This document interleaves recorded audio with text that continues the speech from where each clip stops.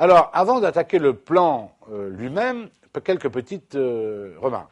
Bien entendu, comme je vous disais tout à l'heure, le plus simple, et vous allez le voir, quand on vous demande un plan d'amortissement en entier, encore une fois, on le verra tout à l'heure, ce n'est pas une obligation dans le cadre d'un examen quel qu'il soit que l'on vous demande le plan d'amortissement en entier, mais en tout cas, le plus facile pour le construire et pour le définir, ce plan d'amortissement, c'est de le présenter sous forme de tableau.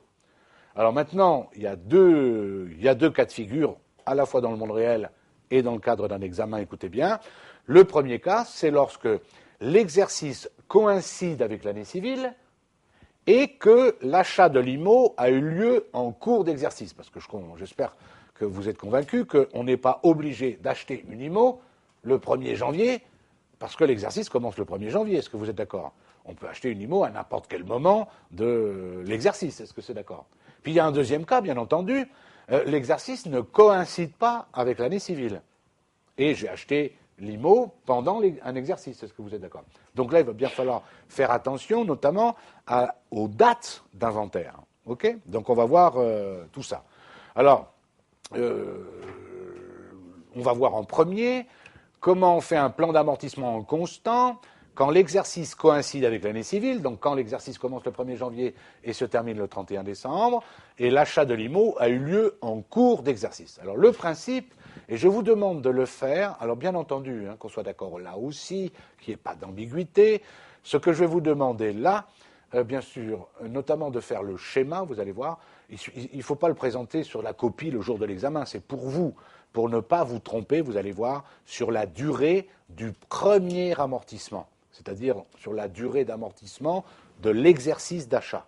Un petit schéma est très explicite, il me semble, et permet d'éviter pas mal d'erreurs. Donc, le principe, avant de construire le plan d'amortissement de l'IMO proprement dit, il est nécessaire d'effectuer des calculs préalables. Alors, la première annuité, rappelez-vous ce que c'est qu'une annuité d'amortissement? Une annuité d'amortissement, c'est le montant d'amortissement qui est enregistré, donc calculé, au titre de chaque exercice. Est-ce que vous êtes d'accord avec moi? C'est ça, une annuité. Donc, il faut calculer la première annuité, et vous comprenez bien que quand le bien a été acheté en cours d'exercice, la première annuité ne peut pas être une annuité complète.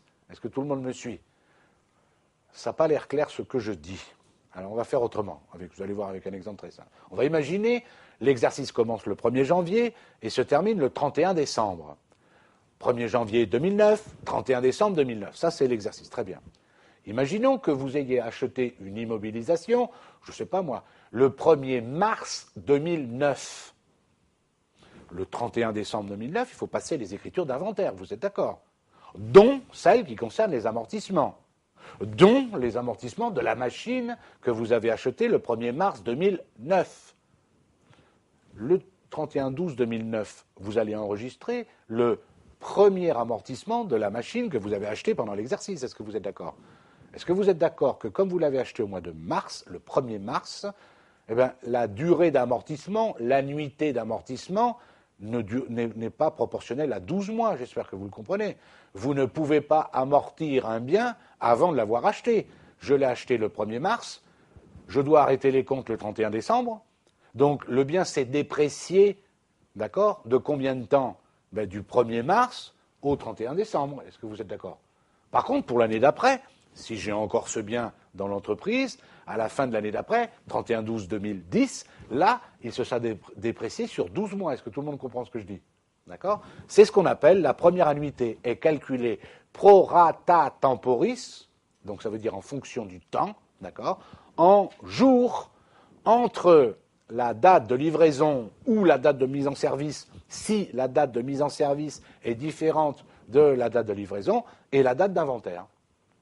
D'accord? Je répète, avec l'amortissement constant, la première annuité, elle est calculée pro rata temporis en jours, entre la date de mise en service du limo pendant l'exercice jusqu'au 31 décembre, parce que là je dis que je suis dans le cas où l'exercice se termine le 31 décembre. Est-ce qu'on est d'accord? Alors, par simplification, alors là aussi, attention entre ce que vous allez voir, ce que vous avez cru voir, ce que vous avez rêvé, D'accord?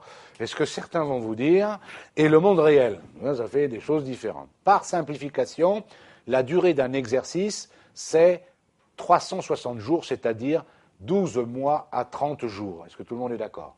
Okay.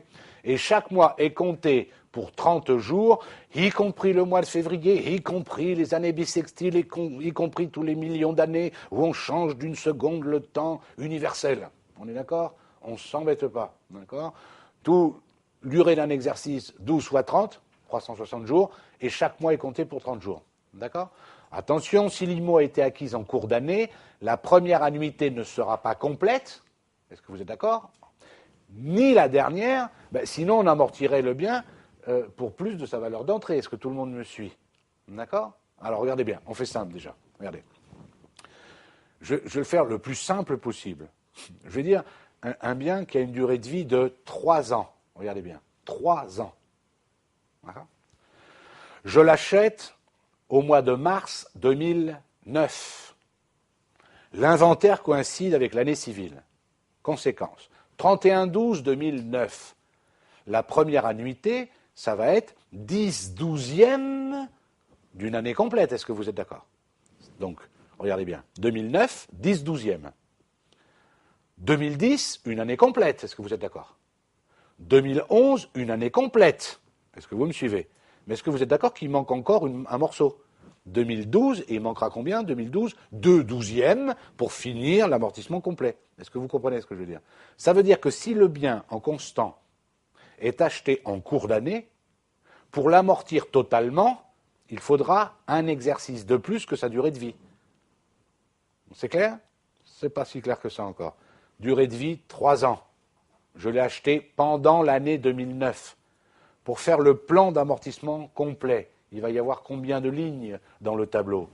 Un morceau en 2009, une annuité complète en 2010, une annuité complète en 2012, et, alors j'ai dit quoi, 2009, 2010, 2011, et un petit morceau, les deux 12e, en 2009, 2010, 2011, 2012. Est-ce que vous êtes d'accord? Vous voyez, il faudra 4 exercices pour amortir totalement le bien dont la durée de vie est de 3 ans. Parce qu'il ne faut pas confondre les années civiles avec les annuités d'amortissement qui, elles, se font à la fin de chaque exercice. Et l'exercice, on le verra tout à l'heure, ne coïncide pas forcément avec l'année civile. Ça va, vous avez compris? Très bien. Alors, le calcul de la première annuité, vous le comprenez tout de suite, la première annuité pro rata temporis, c'est la valeur d'entrée multipliée par le taux linéaire. Ça s'appelle bien une annuité complète. Est-ce que vous êtes d'accord? D'accord? Vous vous souvenez, le bien a une durée de vie de 5 ans, il vaut 100 000, 100 000 multiplié par 1/5. D'accord? Ok, ça fait donc 20 000 euros. Ça sera une annuité complète. Multiplié par x1 sur 360. Qu'est-ce que c'est que x1? C'est le nombre de jours entre la date d'acquisition, de livraison ou de mise en service selon le cas, et la date d'inventaire, donc la date de fin du premier exercice. D'accord? Alors, remarque, le décompte commence le premier jour d'acquisition ou de mise en service selon le cas. Est-ce qu'on est d'accord? OK? Le montant d'une annuité complète. On vient de le voir, une annuité complète, c'est la valeur d'entrée multipliée par le taux linéaire. Donc, la dernière annuité, vous savez, la dernière, ça va être quoi? Comment je vais la calculer? 2 façons de le faire. Soit je vais dire que c'est une annuité complète moins la première annuité. Est-ce que tout le monde me suit? Soit la dernière annuité pro rata temporis, c'est une annuité complète multipliée par x2 sur 360. Et qu'est-ce que c'est que x2? C'est 360 moins x1, forcément. D'accord? Est-ce que vous êtes d'accord? Regardez bien, j'ai acheté le bien le 1er mars. La première annuité, elle va durer combien de temps si l'exercice se termine le 31 décembre? 300 sur 360. De mars à décembre, ça fait 300 jours. Et la dernière annuité, elle va comporter combien de jours? Eh bien, soit vous faites 360 moins 300, ça fait donc 60 jours, d'accord? Autrement dit, ça correspond aussi à janvier-février. Est-ce que tout le monde est d'accord avec ça? Donc, il faut, avant de faire le tableau d'amortissement, ou le plan d'amortissement comme vous voulez, vous me calculez la première annuité pro rata temporis et la dernière annuité. Et vous la justifiez sur votre copie. D'accord? Et ensuite, évidemment, pour faire ça, comme je vous disais tout à l'heure, le mieux c'est de faire un petit schéma, tout bête, pour ne pas se tromper, entre la date d'achat ou la date de mise en service et la date de fin d'exercice pour calculer le prorata temporis de la première annuité. Donc, je dis, on calcule la première annuité et la dernière avant d'établir le plan. Et ensuite, on construit le plan à vide en indiquant en premier le nombre d'années nécessaires à l'amortissement complet du bien. Mine de rien, ça, vous voyez, il n'y a aucune loi qui vous oblige à faire ce que je dis là. Mais si vous faites ce que je dis, à mon avis, ça va éviter pas mal d'erreurs. Vous vous souvenez ce qu'on a dit tout à l'heure? J'ai pris un exemple tout simple avec un bien dont la durée de vie est de 3 ans. J'ai dit, si jamais il a été acheté en cours d'année, il va falloir 4 lignes dans le tableau. Eh bien, dans le tableau, mettez tout de suite les 4 lignes et vous fermez le tableau. Est-ce que vous comprenez? Comme ça, vous ne me rajouterez pas, je vous connais, une ligne supplémentaire, ou vous n'allez pas en retirer une, ou comme ça pour la forme, pour voir ce que ça fait, d'accord? Si le bien a une durée de vie de 5 ans, d'accord, et qu'il a été acheté en cours d'année, pour l'amortir complètement, il faudra 6 lignes. Est-ce que vous comprenez ce que je veux dire? Vous fermez votre tableau, vous allez voir comment on le fait, tout simple, c'est pas bien compliqué, et comme ça je suis tranquille, et surtout vous. D'accord? Donc, on construit le tableau à vide en indiquant en premier le nombre d'années nécessaires à l'amortissement complet du bien, et après, on remplit le plan d'amortissement. Alors maintenant, on va voir le plan d'amortissement constant quand l'exercice ne coïncide pas avec l'année civile et l'achat de l'IMO a eu lieu en cours d'exercice. Écoutez-moi, vous me connaissez, moi ce que je veux, c'est de vous donner des procédures qui fonctionnent tout le temps, pas une fois de temps en temps. Conséquence, vous voyez, la procédure, c'est exactement la même. Exactement la même. Simplement, il faut que vous fassiez attention aux dates. Écoutez-moi bien, je vous ai dit tout à l'heure, la date du premier inventaire, c'est la date d'inventaire qui suit la date d'achat. Est-ce qu'on est d'accord? J'insiste lourdement, je vous prie de m'en excuser. Attention, selon la date de fin d'exercice, par rapport à la date d'achat, il peut y avoir une année civile de plus. Est-ce que vous comprenez ce que je dis? Non, c'est pas clair. Regardez bien. On va dire qu'on a acheté un bien le 1er décembre 2008. Est-ce que vous me suivez? J'achète un bien le 1er décembre 2008. Je vous dis, la date d'inventaire a lieu le 1er avril de chaque année.